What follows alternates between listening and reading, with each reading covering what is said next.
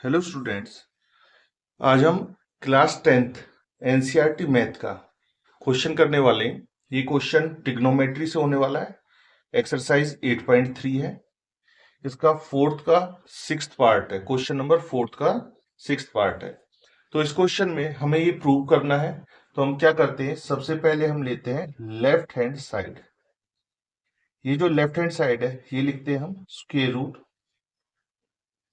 हम लिखते हैं 1 + sin A upon 1 - sin A। ये हमने क्या लिखा, ये लिखा हमने लेफ्ट हैंड साइड।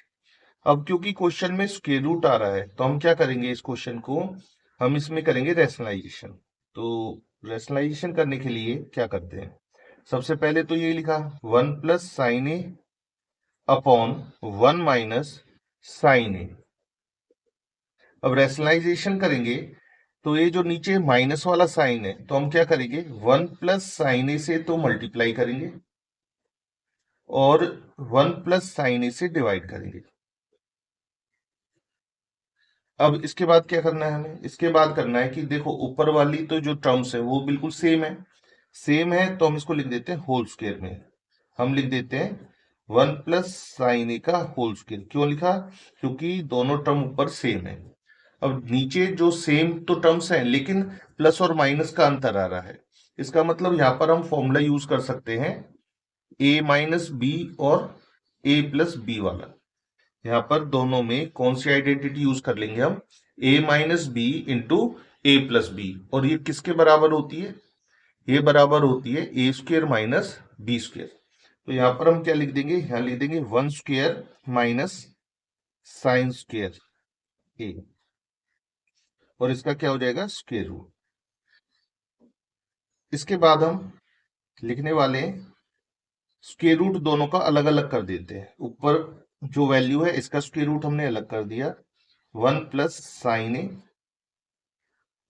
इसका स्क्वायर और अपॉन में स्क्वायर रूट ऑफ 1 - sin²A। और हमें ये पता है कि जो 1 - sin² होता है ये किसके बराबर होता है, ये बराबर होता है cos² A के बराबर होता है।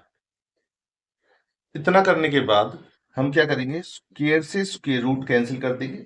ये स्क्वायर से स्क्वायर रूट कैंसिल कर दिया तो हमारे पास आता है 1 + sin A upon cos A।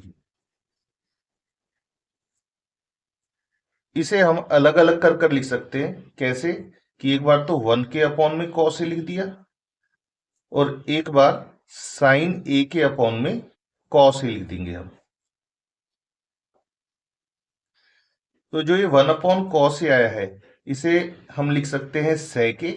ये फॉर्मूला याद होगा आपको कि जो 1/cos A होता है वो तो होता है sec A और जो ये होता है sin A/cos A ये होता है tan A। तो हम यहाँ पर क्या लिख देते हैं, यहाँ पर लिख देते हैं tan A।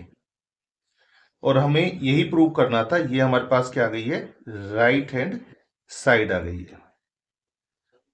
अगर आपको एक्सरसाइज 8.3 से रिलेटेड और वीडियोस चाहिए तो आप डिस्क्रिप्शन में चेक कर सकते हैं, वहां पर उन वीडियोस का आपको लिंक मिल जाएगा।